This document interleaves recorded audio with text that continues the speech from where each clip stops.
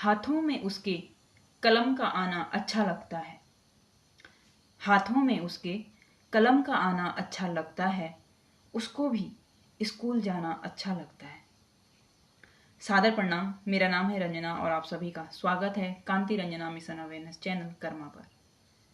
आज मैं आपको अवगत कराना चाहती हूँ बाल श्रम के बारे में। बाल श्रम आपने देखा होगा या आपने कई जगह भी देखा होगा कि छोटे छोटे बच्चे कई जगह वो भीख मांगते हैं या रेस्टोरेंट, दुकान, ठेलियों और घरों में काम करते हैं, या फिर ऐसी जगहों पर जहाँ बहुत ही खतरनाक श्रेणी के कार्य किए जाते हैं वहाँ पर लगाए जाते हैं, क्योंकि बच्चे बहुत कम पैसे लेते हैं या उनको लोग बहुत कम पैसे देते हैं। तो लोगों को लगता है कि सस्ते में हमारा काम अच्छे से भी हो रहा है और ज़्यादा भी हो रहा है। और दूसरी बात, बच्चों पर कोई भी अपराध करो तो वो आसानी से सहन कर लेते हैं और किसी को नहीं बताते हैं। तो इस वजह से कई लोग बच्चों का दुरुपयोग करते हैं और उनका जो एक बचपना होता है जहाँ पर वो बच्चे स्कूल जाना चाहते हैं, पढ़ना चाहते हैं, खेलना चाहते हैं, वहाँ वो नहीं कर पाते हैं वो चीज़ें। इसके पीछे कई वजह भी हैं। ये भी हो सकता है कि बच्चे गरीब परिवार के होते हैं और वो अपनी आय के लिए ही काम करने लग जाते हैं, या फिर जैसे भीख मांगने में कई बार देखा है कि बच्चों के माता पिता भी उनको इन्वॉल्व करते हैं, या फिर जो लोग हैं जो उनको अपने अपने व्यवसायों में उन्हें संलिप्त करते हैं, उनका लालच भी। ये सारी चीज़ें हैं जो हमारे देश के छोटे बच्चों को बाल श्रम की तरफ धकेलती हैं। लेकिन क्या आपके मन में कभी ऐसा प्रश्न आता है कि एक तरफ तो हमारे देश के कई कुत्ते आपने देखे होंगे कि मर्सिडीज कारों में, ओडी कारों में घूमते हैं, और वहीं दूसरी तरफ हमारे देश का भविष्य, हमारे जो छोटे छोटे बच्चे हैं, वो भीख मांग रहे हैं, ठेलियों में काम कर रहे हैं, दुकानों में, रेस्टोरेंट में काम कर रहे हैं। ऐसी स्थिति में देश का नागरिक होने के नाते क्या हमारा दायित्व नहीं बनता है कि हम उन बच्चों के बारे में शिकायत या सूचना सरकार तक पहुंचाएं?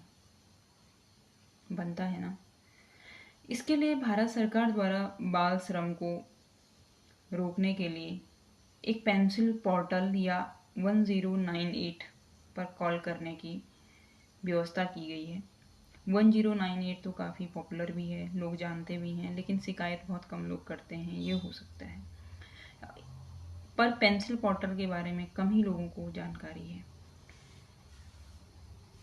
पेंसिल पोर्टल के माध्यम से अगर आप कभी भी किसी बच्चे को ऐसे देखते हैं कि जो दुकान में काम कर रहा है और कई समय से काम कर रहा है और छोटा बच्चा है, तो आप उसकी शिकायत पेंसिल पोर्टल पर अपलोड कर सकते हैं।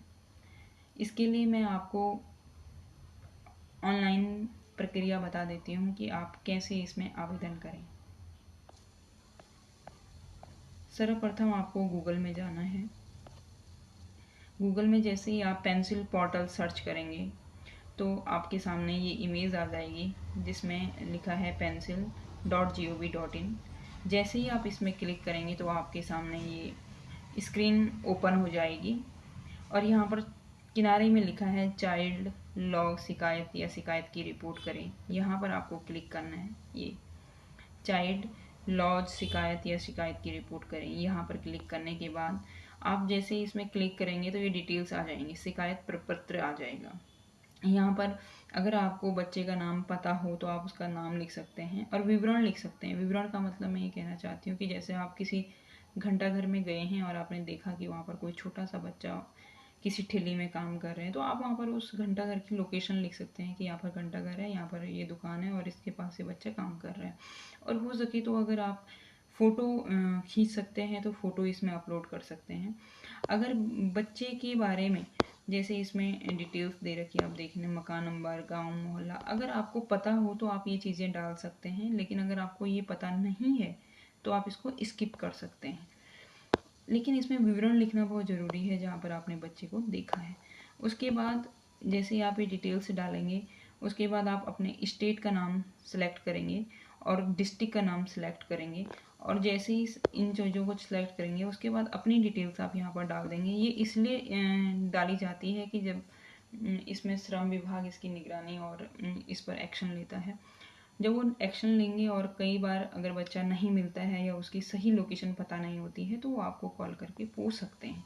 तो ये डिटेल्स जैसे आप दर्ज करेंगे तो आप इसको सबमिट कर देंगे। उसके बाद ये डिटेल्स पेंसिल पोर्टल में अपलोड हो जाती हैं, जिसमें कि श्रम विभाग बाद में इसकी निगरानी करता है और जहाँ जहाँ पर बच्चों के बारे में ज़्यादा शिकायतें आती हैं वहाँ पर वो छापेमारी करते हैं और बच्चों का रेस्क्यू करते हैं। तो इस तरह से हम बाल श्रम को रोकने में अपनी भूमिका निभा सकते हैं और ख़ास तौर पर एक देश का नागरिक होने के नाते ये हमारी भी जिम्मेदारी बनती है कि हम बाल श्रम को रोकें। धन्यवाद।